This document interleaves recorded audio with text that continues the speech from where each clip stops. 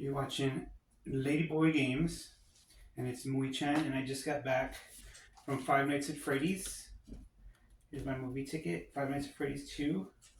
And first I went as Charlotte. I got my marionette colors on, my stripes. So I'm gonna do a little review of the movie. First of all, I liked it. I wish it was more bloodier, but it is PG-13. So yeah, I mean, I don't know what I expected. I expected like a lot of this blood and stuff, but I know it's PG-13, so they can't really do too much. But it was, so let's just, didn't write anything down. I didn't do like bullet points or anything. I'm just gonna do my review on my first, because I just got out of the theater. So first of all, when you get in the theater with this new seating arrangement thing that they have going, like, it's just chaos. Um, I wish it was like the old days where you just sit wherever you want. But people plan like parties, I guess, nowadays, and they have like a lot of friends. So I don't really have friends per se. Kind of like, well, since I'm non-binary, I guess a lot of people think I'm weird, and I just have like acquaintances and not really like friends. I mean, I do have friends, but I can just count them on one hand. Like I have like two friends that I've had for a long time, but I don't even talk to them a lot, like rarely. I have one best friend that I can count on, but I don't really like to bother him since he's like uh, kind of lives with his girlfriend and stuff. And like I said, since I'm non-binary, um, I feel that, I mean, I don't know. It's just, it's complicated. So, and that's the thing about Five Nights at Freddy's, this movie, what I kind of related to it, because it's about friends. Um, it's about trust. And I have like a lot of trust issues with people. And that's why I kind of stay, I'm like a loner. Except for you guys who watch my channel. Thank you for subscribing. Um, I guess you guys are my friends on here. You guys who talk with me about Five Nights at Freddy's and who watch my videos and like my videos, you're kind of like my friends, even though I don't know you. But like that's kind of personal stuff. I don't know why I'm talking about that, but let's get back to it. So the theater's crazy. You gotta find like your seat, and I had to move like two or three times because I was sitting in a seat where like, so I was first, I sat in, my seat was seat number six, right, or whatever. It's could be like six or five, but since I went by myself, I would sit in like, I really didn't know like where it was. I mean, I don't go to the movies a lot. This is like the second movie I watched this year. The other one was Toxic Avenger, and that one with the theater, I went kind of late, so it was empty, so it wasn't really a problem.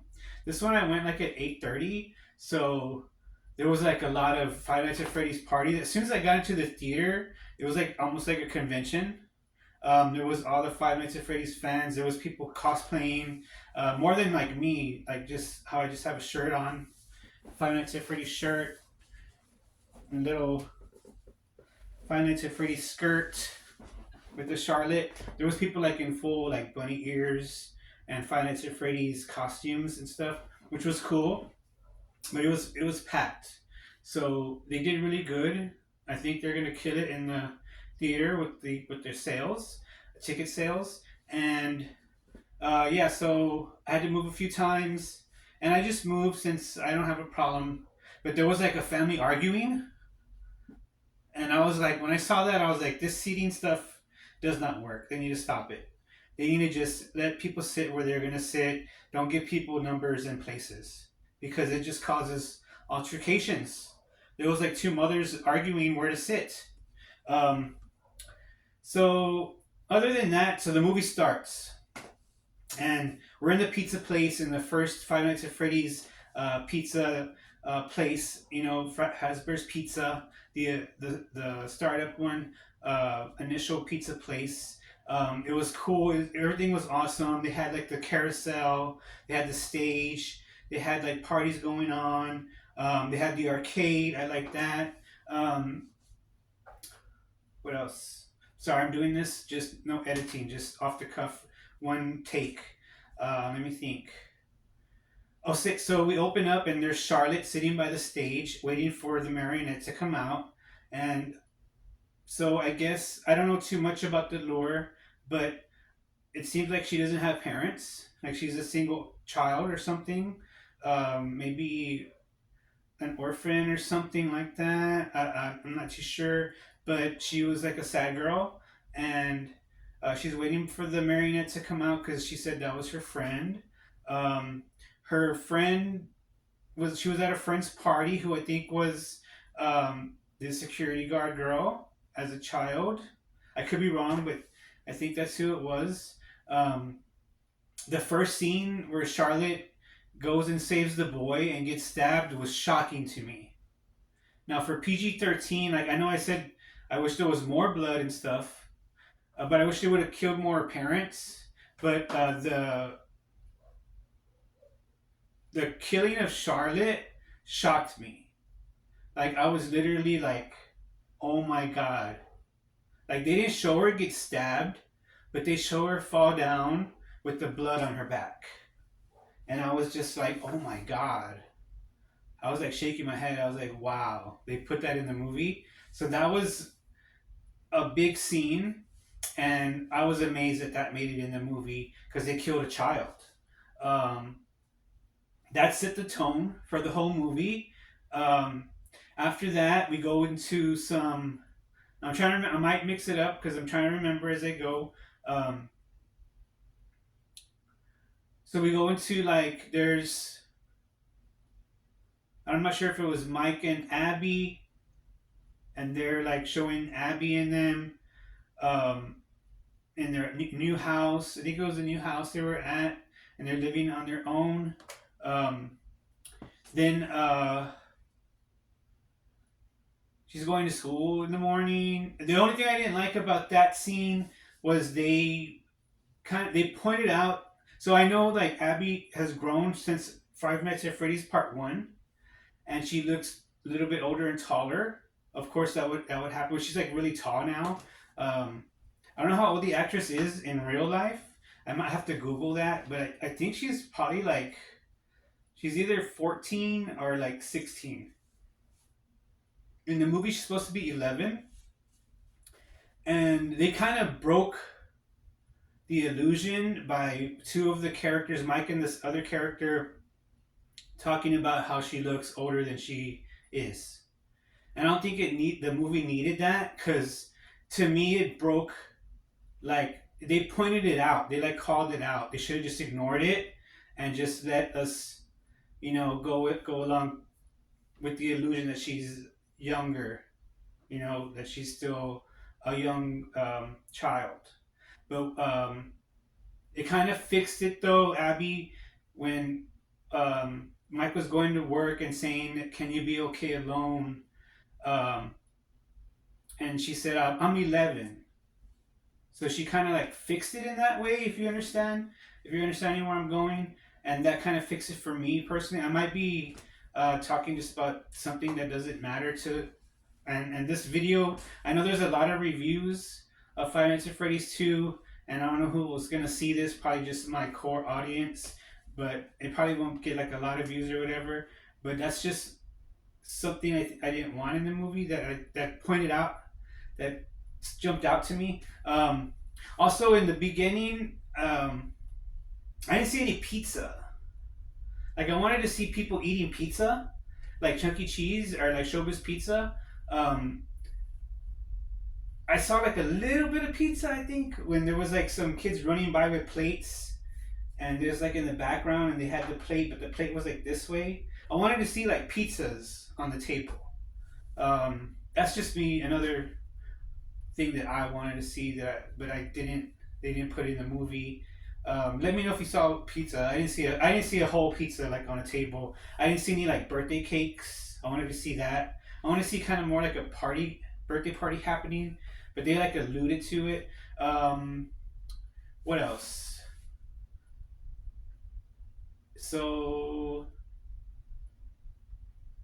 then there's like a ghost team doing like a show, and they go to Freddy Fazbear's, and then they get killed by the marionette.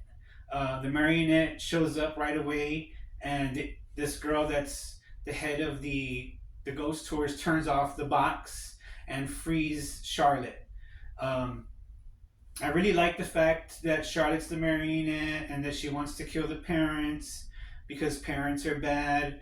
Um, I kind of relate to Charlotte because like Charlotte doesn't have a lot of friends, and like I don't have a lot of friends really, so I was kind of relating to the character. Um, I was feeling for Charlotte, so I really like that character. And she's like, so she's a cold-blooded killer ghost, but you feel bad for her, which is kind of like new in the horror genre. I don't know if there's another killer like that, or poltergeist where you really feel for her. And I relate to her when she's like trying to tell the parents. Because when I was a kid, I remember trying to tell my parents things, and like the one scene where the parents like adults are talking. I remember hearing stuff like that, and um, I always say personally that I don't blame children for doing things.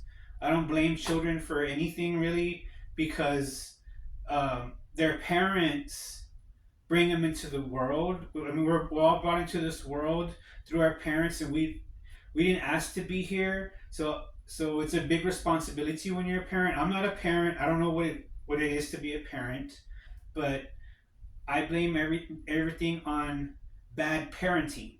So when there's bad parenting, and you're raising another human being, you always run the risk of the child's something going wrong. Um, and I know it's probably very hard to be a parent. Um, my parents have done things in my life that had made me go certain ways, and I call them family curses, and I have learned to break those curses. And I'm not perfect, but I did go through a lot of the family curses till I was able to recognize them and break free. And that's one thing that this movie shows in there is the family curses going on and how we have to break free. And the security guard girl, um, Mike's like love interest, like she's in the movie tries to she's trying always to break free from the family. Um, let's see, from the Afton family. What else do I want to talk about? Let's try to remember the scenes. So Abby's at school. She's telling stories of Five Nights at Freddy's. People are treating her like she's crazy. That was pretty cool. She's trying to find out where her friends are. She's like uh, feeling sad because she can't talk to the ghost children, and there's some reason why she can't. So there's like a block. Vanessa put a block. Her name's Vanessa, right? The what do you call it? The security guard girl. Sorry if I get the names wrong. Um, then trying to remember. Um, so the marionette's very scary.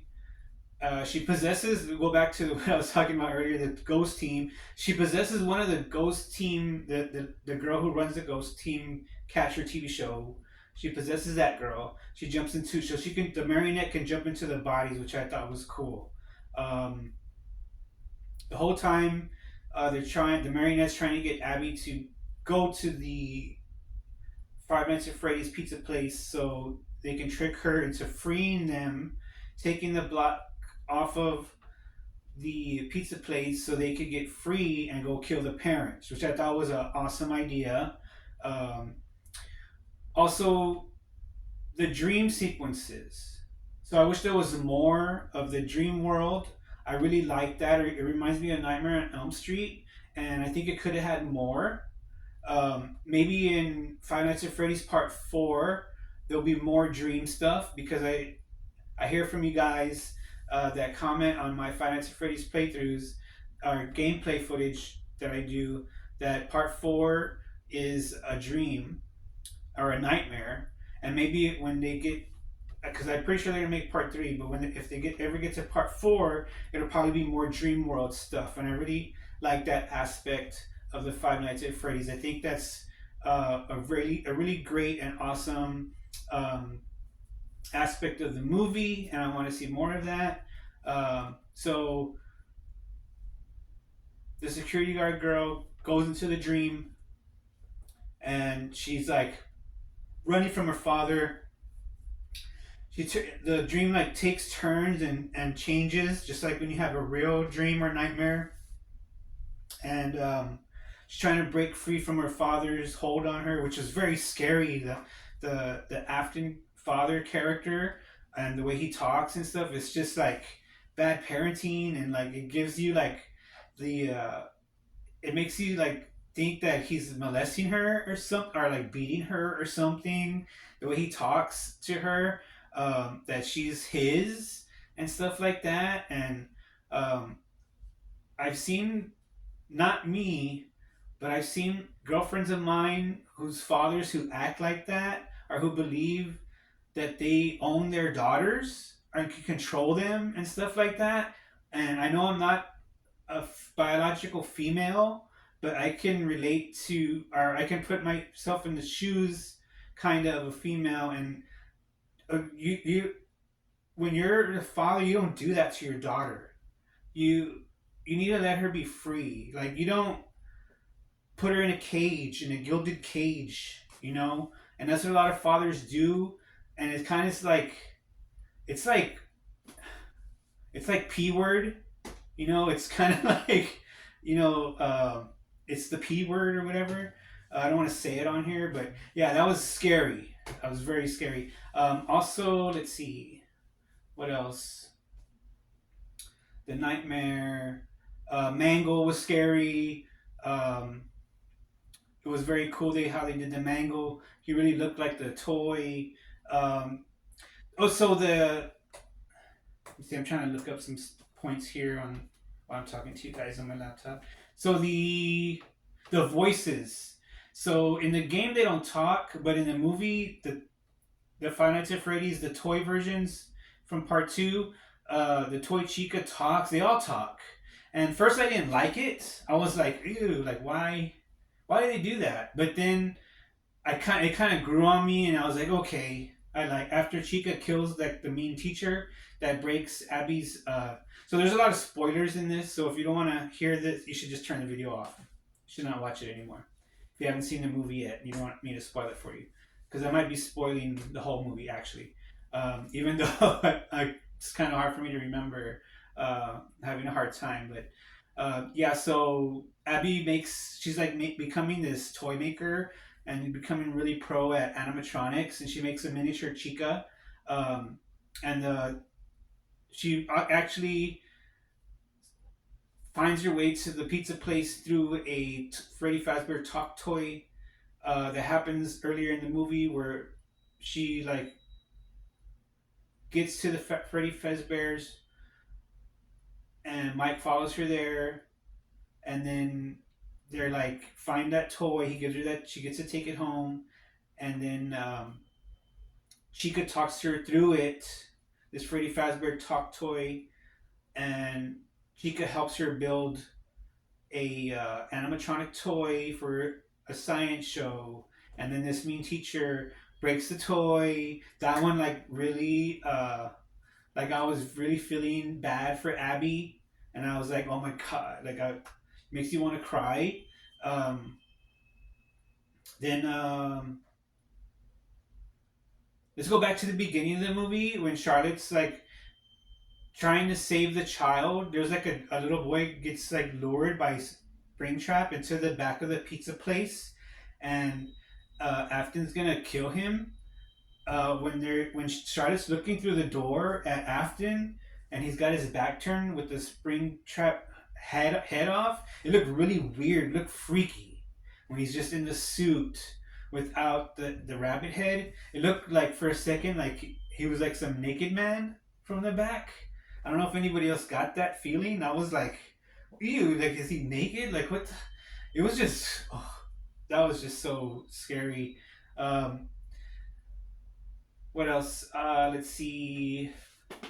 Um, yeah, the science fair. The teacher breaks, and then Chica, Toy Chica, goes to the science fair after Abby helps Chica release the hold that's on them, which is like a program in the security room. The security room was awesome, like straight from the game. Um, Everything, all the detail was awesome. That was awesome. Um, what else? They go to the science fair. Chica goes to the science fair and shows up as Abby's project. The teacher gets upset, saying that it's a fake, like a person in a suit. And then Chica goes and kills the teacher. And that was pretty awesome. You were like cheering for Chica, right? Because how mean the teacher was. And people in the audience were like, yeah. What else happened?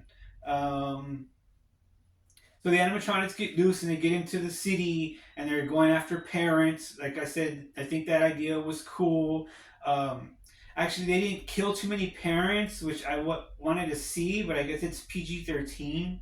Um, I don't know if it'll ever go R, Five Nights at Freddy's, but I think sooner or later they'll have to go R because other than the movie review, I've been playing some Five Nights at Freddy's fan games VHS, and those are really dark. And I think those are even scarier. Some of those are scarier than the movie. Um, and those are like I'm saying, like I think if they could make one that's more for adults, but I don't think so because too many kids like are interested into it and they can't go too far with it.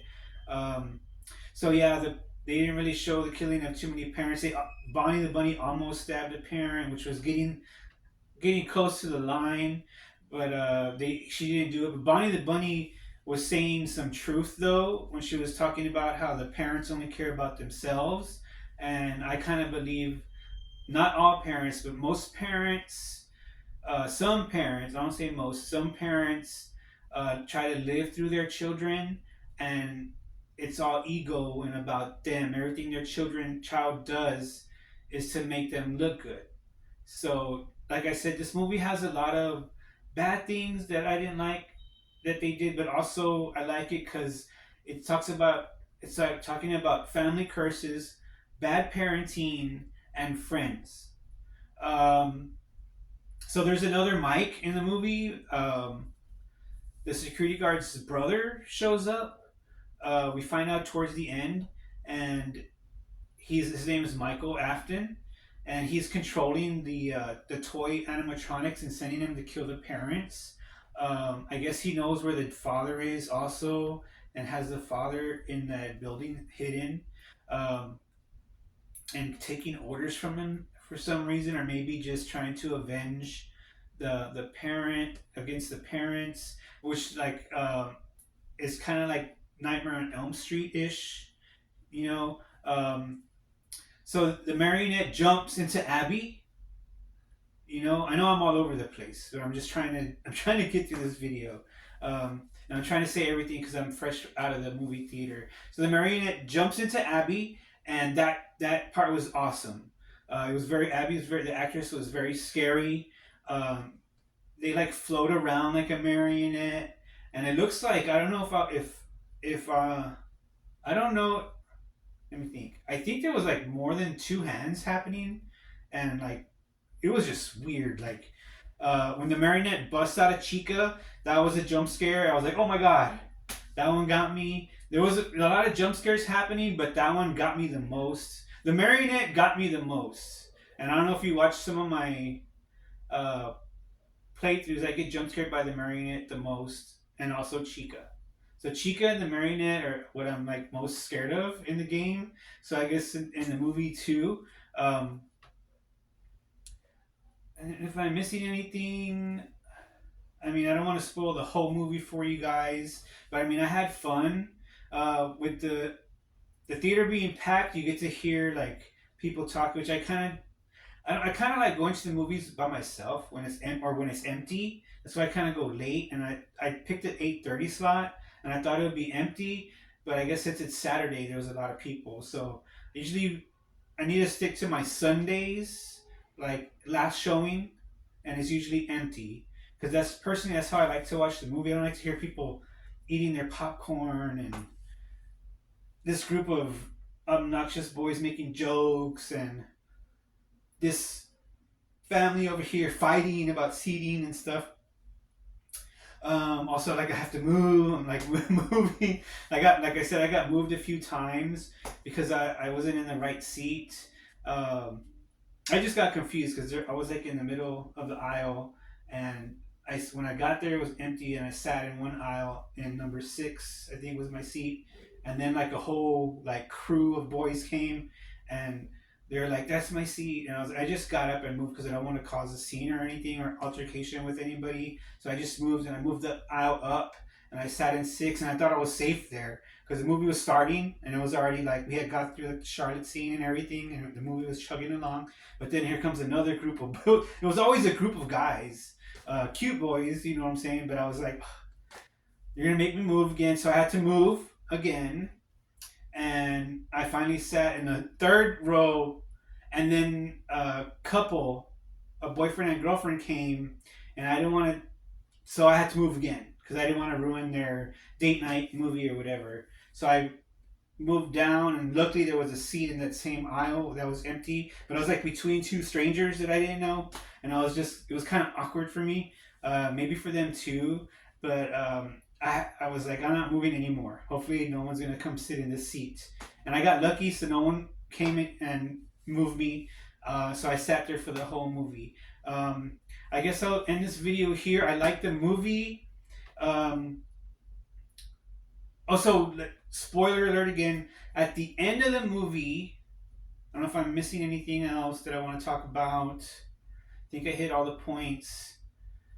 At the, I just wish there was more like killing of the parents, um, more dream sequences, and but at the end of the movie, when you wait till the credits roll, we see like part 3 starting, and we see these crew of these guys show up, and they're collecting artifacts, and they're gonna make the Five Nights at Freddy's horror Halloween thing, nostalgic uh, Freddy Fazbear's horror show or whatever, and they're looking for items, and then they find Springtrap, and then we see Springtrap at the end.